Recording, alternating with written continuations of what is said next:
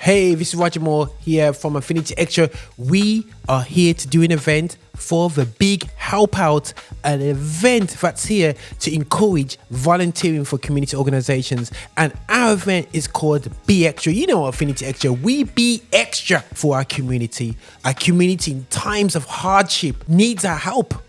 And there's a lot of people that I know you want to help your community effectively. You may only have a few hours a week or a few hours a month, and you want to know how to sow into community organizations that's effective. And we're here to discuss and talk about community organizations around the UK. And we're here to really show how you can invest into them and into other community organizations. We are here with our special event because we're here to be extra. Be extra with community organizations around the UK. We just spoke to Pearl from London town, and now we're on to some amazing some amazing person from Nottingham town. And Nottingham, I love Nottingham town, man. It's always 60 minutes to get to, you know, the one there still. Yeah, if you want an easy way out to Birmingham, you just pop up to Nottingham. A beautiful Sherwood Forest, Robin Hood, all them famous stories back in the day anyway. But we got things going on in the community, and I'm here to talk to interview, to speak to on this event, this big help out, and to encourage people to support as well, is Hya Francis. Now, I'm gonna get Hya. You can hear me clearly, sis? I want to make sure.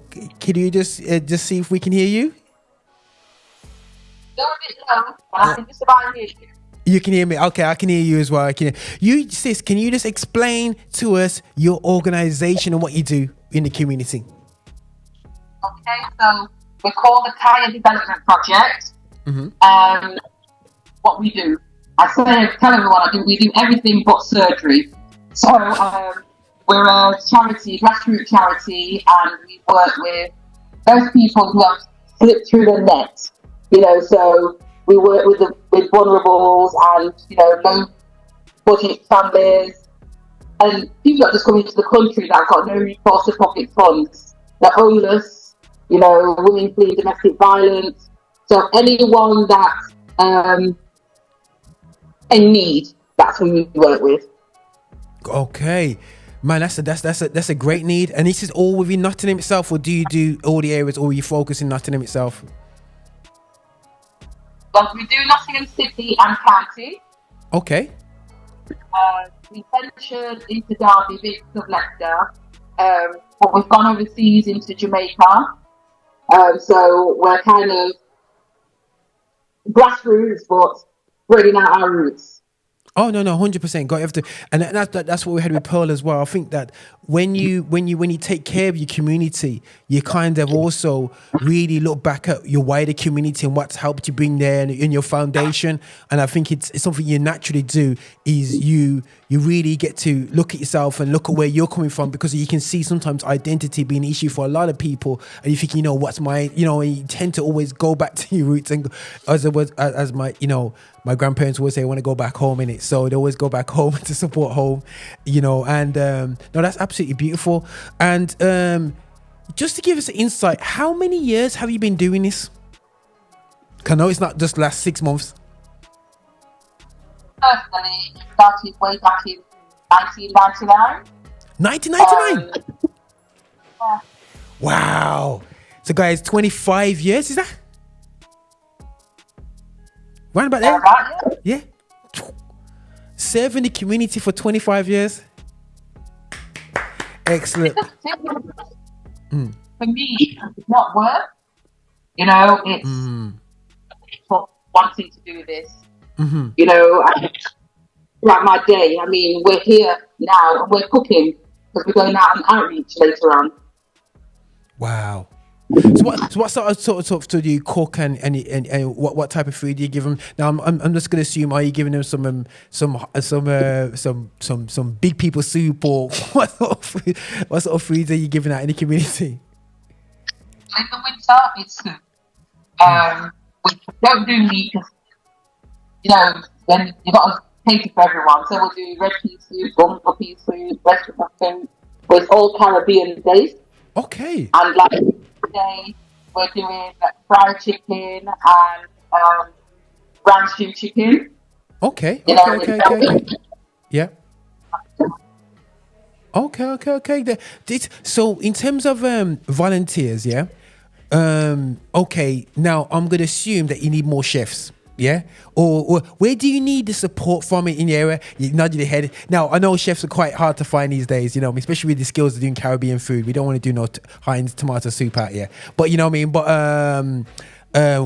where yeah, how do people? Is that area that you need more people with to help out cooking?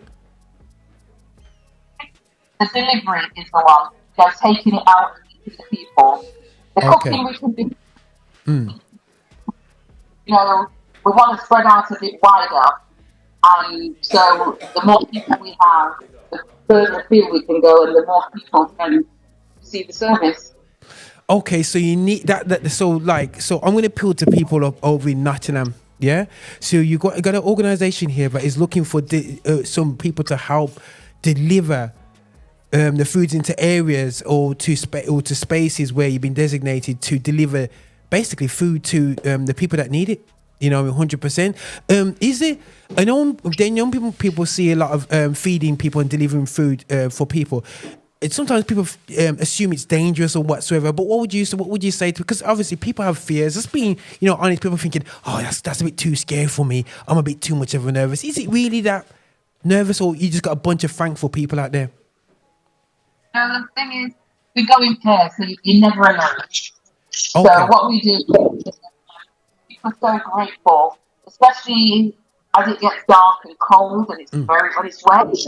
They're so grateful just for someone to acknowledge them, because some of the people are sleeping in doorways, on park benches, and they're not visible. People pretend that they're not there, and just to acknowledge them, that makes their day. Wow. Wow, that it actually get me thinking. Because, like I said, I don't really see too many organizations. Like obviously, I've been around a lot of community organizations, and people save. I know we do food banks, but you not people not coming. That's people going to spaces, but you almost bringing the food to people, and that really brings a uniqueness. Because when I see people come to food banks, that's a bit different to people that you're actually delivering to. Is that a correct observation? And if you go around the cities, you'll see where the homeless people have made their own little shelter, and if they move away from that, they lose their spot. Wow. So they're so careful to leave there, but they're hungry. They're cold. So for us, it's taking out sleeping bags, hats, gloves, scarves, and something to eat. Keeps them where they are, so they've got that peace of mind. They know where they're sleeping for that night, Wow. but they're going to sleep plentiful. That is, yeah, no, it really gives you, and I think that I watched it, and some things I think that. I'm thinking all my times, because obviously I go to church and I go to organization. I've seen a few times organizations will come in and explain about the homeless ministries and so on. But I'm thinking, throughout my time, in terms of going out there consistently, we see the TV version of at Christmas you go and get the big pot of soup and you hand out to people who are poor. But it seems like it's just a weekly process for you rather than a seasonal. I feel better this week. I'll give my little, Christmas Day hour, and then I go back to my normal life for another year. It seems like would you say it's something that once or twice a week you do, or is it every day this is for you? Tasks, affordability. We do this twice a week. So on a Wednesday, in the daytime, we do cook meals and we deliver to our elders, those in the hospital, and to the homeless on a Wednesday. So during the day, they've got something to eat on a Wednesday, and then a Friday night, then we actually roll out, and there's probably sometimes 10, 15 of us, and we go out and just make sure that they've had something. And if we know there's someone that's usually in a spot and they're not there, we leave it there for them, because their bedding is still there. So we leave the food there for them and not miss them out. Wow. And you've been doing this for 25 years. Wow. Okay. I just want what was the moment that got you started?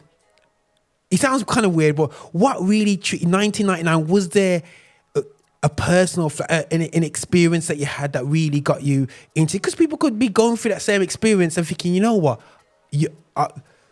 it's nothing. You know what I mean? That's what you went through. Oh, I've been homeless myself, so I know what it's like to, not know where you're putting your head down. Wow. To be cold, it's like to wake up middle of the night and you're so hungry you can't think. So that was one thing, but the others was I could see a generation of young people that were growing up that there was nothing in place for them, and they had all the youth clubs and everything. These young people, my daughter and her friends, I would say, there was nothing for them. There was nowhere for them to go, nowhere safe. But time started getting dangerous on the street. So I started having little discos in my house for them, for the kids in the neighbourhood. Yeah. And that kind of overran my house. And then we had a tragic incident with my daughter and her friends coming from Nottingham as a big goose fair, and they were coming from that and they were shot at, they lost one. And that's when I thought, enough is enough. Our young people are killing each other. We're losing enough, and I wasn't going to lose my child to the streets. Wow. So I decided that I was going to go out there and make sure that, on my own, to make sure that anywhere my kids went, that they were safe. And I got the young people started knowing, they knew my vehicle and they knew it was me. And we started building up rapport, started coming to my house. The police said my house was unsafe, there was too many young people in there. But it was a safe space, and I knew where they were, and their parents began to know if they weren't anywhere else, they'd all be at my house. Wow. That's crazy. It just for you to be open for people, for vulnerable people. We do appreciate your heart, and I believe that there's people like yourself out there with out there in the community. If you guys want to invest, and the beauty of it, guys, in Nottingham, people in Nottingham, you don't have to start something fresh and new. Something's already there for you to fit in. And too often we almost feel that we've got to start something new. But this is what we're trying to do here today with the big help out, is to profile organizations that you don't need to start off and set up this and set up that and spend 2-3 years. You can get going and expand the pathway, what's going on with Hya Francis. And what we're going to do is we're going to be putting all the details of how to communicate to Hya, to see how you can help, if you can cook up food, if you can help with the deliveries, whatever way you can help out in whichever ways. Is there anything else which people can help you out with? Because I really want to encourage also professionals to professionally support your organization, to help expand your organization. No, you guys could have a plot of land. Listen, if you have you have property, we have to start to think a bit more than just physically helping as well. Let's look at supporting our community people. You know what I'm saying? But which ways have I missed out that you want to put out there that you need help? I think you put that briefly. For me, like you said, we ran a hostel. I was volunteer time for 3 years. But for me, it's opening the doors. We've got a lot of young people out there who are suffering with mental health, and it's all they really need is someone to spend that time and let them express themselves. Let them spending an hour, an hour a week with someone to express themselves. That can relieve so much stress, so much tension. And in fact, that could help that good person look, because they're empty now, and look at their future. Yeah. Tomorrow, our yesterday, to have a tomorrow. Come on now. And our young people and if we don't look after them today, who's going to look after us tomorrow? sis, you told the truth there. You told the truth. People, listen, people of the East Midlands, man, you know, we want to really encourage you to really support this work out there in the community. And I really do appreciate this time, Hya. And we're going to see how we can support and actually put people's information and profile what you're doing and what we do here in Affinity Xtra. And we want to really shout out the big help out, where it's just really got us to really focus on community agencies and community organizations and realize that, guys, we need to stop just keep on doing it. We just need to just do it now. Yeah, just do it, and we 100% support you with that, sis. Yeah, I'll make sure I get all the details and the contact details for yourself. And thank you for this time here speaking to us as well. Yeah, thank you so much. And I believe DJ Nalok says hello. Take care. Take care, my sister. Bless you, man. Bless you.